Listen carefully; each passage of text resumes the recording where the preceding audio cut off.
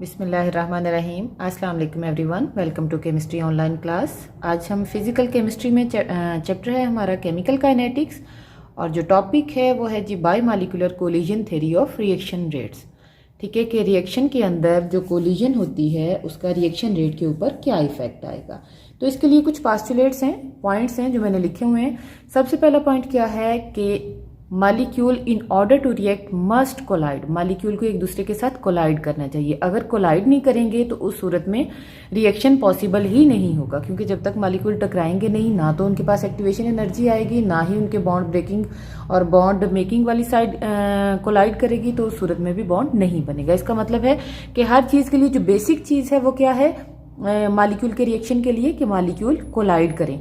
अब अगर आपको याद हो, पीछे आपने कोलिजन भी दो तरह की पढ़ी हैं कि कोलिजन जो है वो सारी फ्रूटफुल नहीं होती। इफेक्टिव कोलिजन और इनइफेक्टिव कोलिजन दोनों मैंने बताई थी कि अगर मॉलिक्यूल टकरा रहे हैं और उस सूरत में कोई एक्टिवेटेड कम्प्लेक्स बन रहा है तो वो कहलाएगी इफेक्टिव कोलिजन, और अगर नहीं बन रहा, वापस आ रहे हैं, एक्टिवेशन एनर्जी से कम है उनकी एनर्जी, तो वो कहलाएगी इनइफेक्टिव कोलिजन। जिस तरह से अगर हम सपोज करें पहले पॉइंट के लिए कि हमारे पास कुछ मॉलिक्यूल हैं जिनकी एनर्जी यहां तक थी, ठीक है। अब जब वो टकराएंगे मॉलिक्यूल, तो टकराने के बाद वो इस जगह तक नहीं जा सकते, वो क्या करेंगे, वापस आ जाएंगे। ये वाली कोलिजन क्या कहलाएगी, इनइफेक्टिव कोलिजन। और अगर मॉलिक्यूल की जो टकरा रहे हैं उनकी एनर्जी यहां तक है तो वो क्या करेंगे, एक दूसरे के साथ कोलाइड करके एक्टिवेटेड कम्प्लेक्स बना लेंगे। जी सेकेंड पॉइंट है the molecule must possess on collision sufficient energy for them to be activated.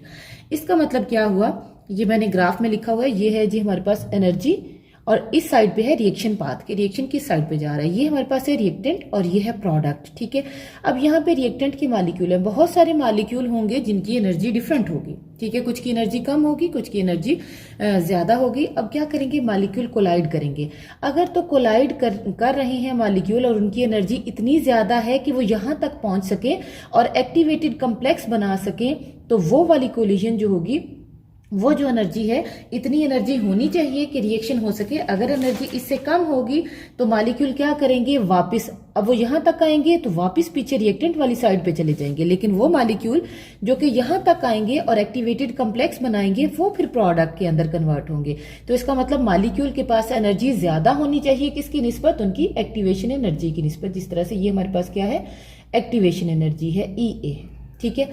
अच्छा जी, थर्ड पॉइंट है कि molecule must collide with proper orientation. अब मॉलिक्यूल जो हैं, अब ये नहीं कि एनर्जी ऑफ एक्टिवेशन अगर उनके पास है तो मॉलिक्यूल जो है वो फौरन से एक्टिवेटेड कम्प्लेक्स बनाएंगे। यहाँ पे एक्टिवेटेड कम्प्लेक्स बनेगा, या इसको एक्टिवेटेड ट्रांजिशन स्टेट भी बोलते हैं, और वो कन्वर्ट हो जाएंगे किसके अंदर, प्रोडक्ट के अंदर।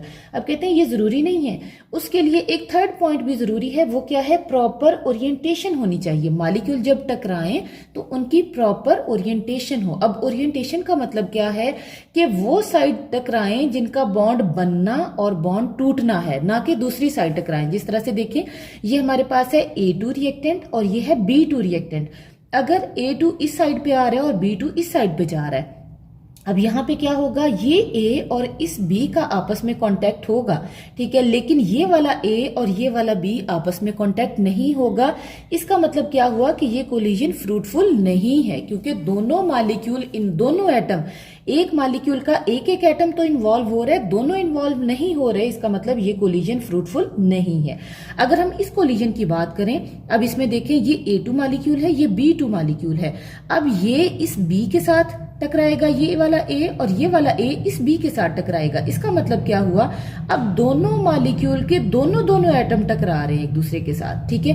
अब ये हो गई है प्रॉपर ओरिएंटेशन, ये वाली कोलिजन पॉसिबल है, लेकिन यहाँ पे नहीं। अब वो मॉलिक्यूल जो इस तरह से टकराएंगे वो फिर वापस आ जाएंगे। वो बेशक उनकी एनर्जी, एक्टिवेशन एनर्जी जितनी है, वो प्रोडक्ट में कन्वर्ट नहीं होंगे, लेकिन जो इस कोलिजन से टकराएंगे वो प्रोडक्ट के अंदर कन्वर्ट होंगे। फोर्थ पॉइंट है कि molecule must possess at least a certain minimum energy. कुछ एनर्जी होनी चाहिए।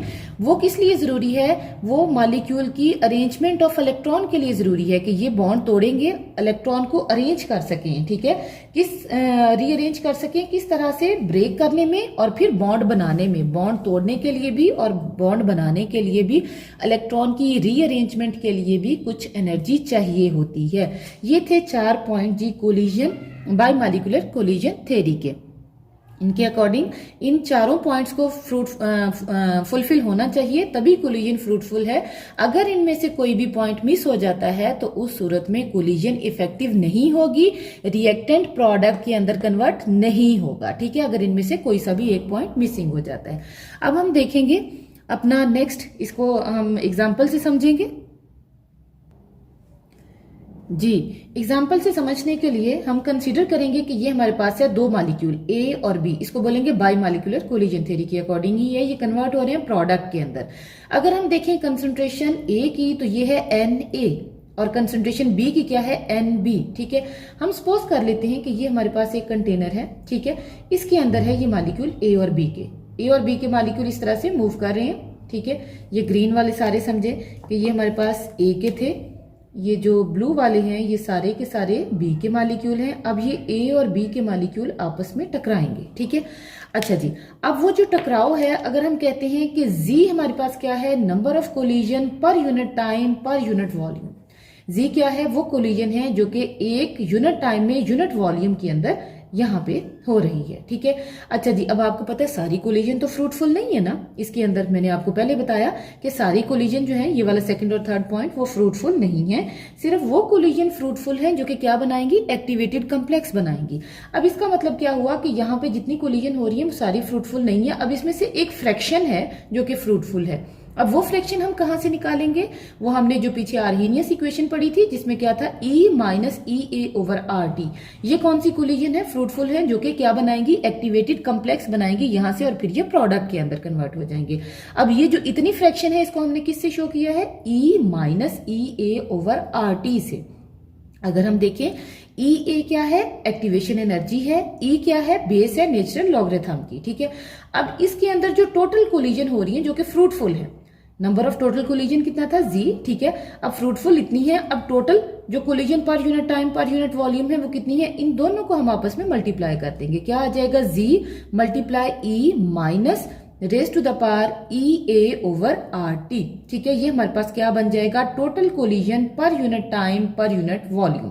ठीक है, अच्छा जी, इसका मतलब क्या हुआ, अब अगर हम कहें कि हमारे पास n मॉलिक्यूल प्रोडक्ट के बन रहे हैं, प्रोडक्ट के हमारे पास n मॉलिक्यूल जो है उनकी फॉर्मेशन हो रही है, तो इसका मतलब क्या हुआ, किस टाइम में, t टाइम में, तो dN/dt क्या होगा, रेट ऑफ रिएक्शन, क्योंकि प्रोडक्ट के n मॉलिक्यूल बन रहे हैं ना, वहां पे x बनते थे इसलिए हम dx/dt लिखते थे।